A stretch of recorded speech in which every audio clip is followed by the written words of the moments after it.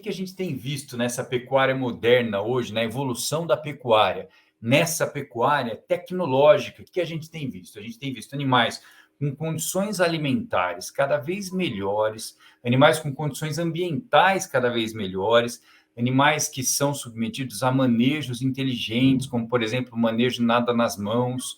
Enfim, nós temos observado uma evolução da maneira como o homem interage com os animais. E essa evolução ela é muito positiva, porque ela leva esses animais a estarem melhores. Eu não vou nem falar em bem-estar, eu vou falar em animal que está bem, está com saúde, vai, come mais, ganha mais, converte mais.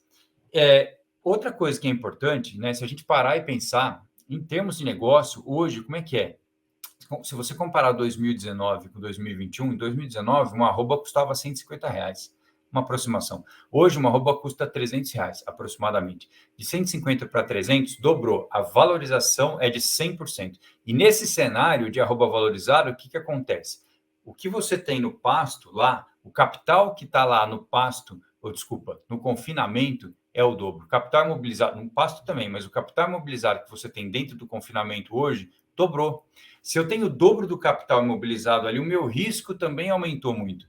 Se eu estou operando com risco alto, eu não posso ter, ou não deveria, ter o mesmo pensamento que eu tinha quando o boi ficava 4, 5 anos no pasto, que o boi é rústico, que a tecnologia não funciona em casa, que a minha mão de obra muitas vezes não vai saber usar isso, Marcelo, é difícil.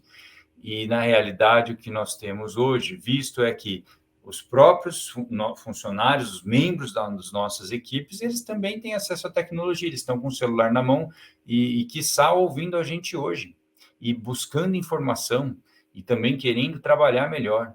Então, esse conceito de informação que dissipa por toda a cadeia, ele vem ganhando espaço, é muito, muito importante. E o que nos resta é fazer, além de não somente olhar para a raça do animal, mas fazer um uso racional dos alimentos que estão disponíveis para as formulações, fazer boas formulações, porque com certeza você que é técnico, você conhece bem, você formula bem, mas e a sua equipe lá no campo? Como a sua equipe tem feito os processos lá no campo? Como está a dieta oferecida para o gado em relação à dieta formulada para esses animais? Quando eu falo em equipe, em dieta formulada, em dieta oferecida, lembra que quando você vai lá na prática olhar para os coxos, por exemplo, fazer um bom manejo de coxo, cada vez mais treinar a equipe para ter uma boa leitura de coxo, é um ponto muito importante, porque está diretamente relacionado a você deixar de desperdiçar alimentos.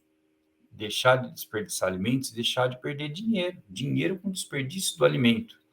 Então, quando eu falo em melhorar aproveitamento, em deixar de perder dinheiro, eu tenho que passar por uma parte muito importante, que são os aditivos que promovem saúde do animal, aditivos que são colocados na dieta que promovem saúde do animal, aditivos que promovem biorregulação, que regulam o processo digestivo do animal, para que esse dinheiro que está investido na comida seja realmente aproveitado. E existe uma diferença, né? Por exemplo, que às vezes as pessoas me perguntam, que é um potencial de ganho de peso diário de cada baia dentro do confinamento e o potencial de rendimento de carcaça dentro do confinamento. São coisas que a gente não consegue mudar. Aquele potencial de ganho de peso, ele já está ali. Então, isso eu não consigo atuar. Eu preciso olhar para o ponto onde eu consigo atuar. Eu preciso saber que, apesar desse animal ele ter o seu potencial de ganho de peso limitado, esse potencial ele precisa ser atingido, como eu disse anteriormente, para justificar o investimento que eu faço na comida para produzir carne com eficiência máxima. Porque se a gente parar para pensar hoje, olha, o que é a carne hoje? O que significa a carne dentro da economia, dentro do agronegócio hoje no Brasil? A carne é um componente muito importante. E se eu olhar para a função da carne dentro da sociedade, do ser humano, né, a importância da carne, nós que somos do campo, nós que conhecemos, a gente sabe como melhorou, como evoluiu a qualidade da carne brasileira, não só considerando manejo, genética e nutrição, mas considerando uma evolução dentro de cada raça, uma evolução racial. Existem linhagens de Nelore importantes que vêm buscando o maior marmoreio da carne, então a qualidade da carne melhorou muito. E se eu pensar que carne é saúde, que eu preciso promover a saúde da grande maioria das pessoas que precisa da carne para estar saudável, devido ao alto teor de proteína, devido ao alto teor de ferro, de ácido fólico, enfim, de componentes, de nutrientes que são muito importantes para a saúde do ser humano. Se eu não falar isso, se você não falar isso, se você que é técnico, está aqui com a gente, não levar essa informação, se a gente não passar a falar cada vez mais dos benefícios da carne de boi, da carne bovina, o que acontece? A gente fica ouvindo essas pessoas que vêm falar justamente o contrário disso. Essas pessoas que muitas vezes não entendem, não têm a menor noção do que acontece no campo, vivem em outro universo e vêm para criticar, e muitas vezes são pessoas que têm uma visibilidade na mídia, e aí a gente vai deixar essa pequena minoria com grande visibilidade formar a opinião de uma grande maioria. E olha, por mais que isso aconteça, a gente tem um ponto positivo muito importante, porque a necessidade do ser humano de carne, a necessidade fisiológica, ela não vai mudar, ela não diminui. Isso é uma coisa que é inata do ser humano, porque por essência, por criação, nós somos onívoros, significa que nós precisamos comer carne. Então, nós que somos técnicos, nós que temos confinamento, que a gente está inserido dentro dessa cadeia, nós temos que realmente nos esforçar e levantar essa bandeira e levantar e levar essa informação para frente, divulgar essa informação. Quem conhece boi é que tem que falar de boi. Quem vive no campo, quem acorda cedo, quem dá um duro danado, quem chega na fazenda, no confinamento, está sempre olhando o coxo, está sempre ali perto dos animais, nós que temos que levar essa informação, nós que temos que falar de boi. Agora, se o senhor que não acredita em tecnologia, ainda está um pouco no conceito anterior, se o senhor tem usado cama, por exemplo, hoje em dia, isso não nos ajuda muito, porque nós estamos vivendo um momento muito diferente. E aí eu te convido para olhar para isso, para enxergar uma oportunidade de ganhar dinheiro, porque na realidade a gente tem que ter uma operação que tem lucro. Por mais que a gente goste, que a gente tenha aquele amor pelo gado, pela engorda, gosta de engordar gado, mas tem que ter lucro, porque senão chega uma hora que até pode ser até que o senhor tenha uma reserva muito grande de dinheiro, mas chega uma hora que desanima se não consegue ter lucro, né?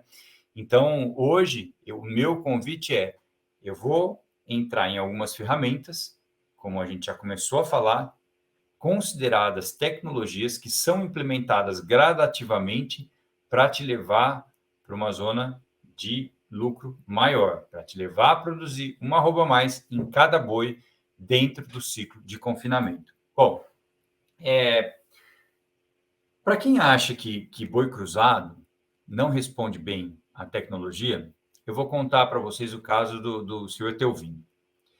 O senhor Teovino tinha um confinamento, acho que não tem mais, pelo menos até onde eu sei, os animais foram vendidos e a propriedade foi arrendada, acho que para cana, se não me falha a memória.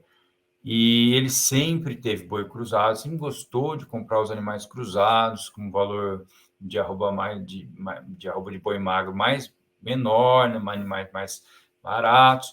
E ele sempre trabalhou num sistema bem rústico, vamos dizer assim, sem muito controle. O que eu quero dizer sem muito controle? Colocando comida, bica corrida, aqui e ali.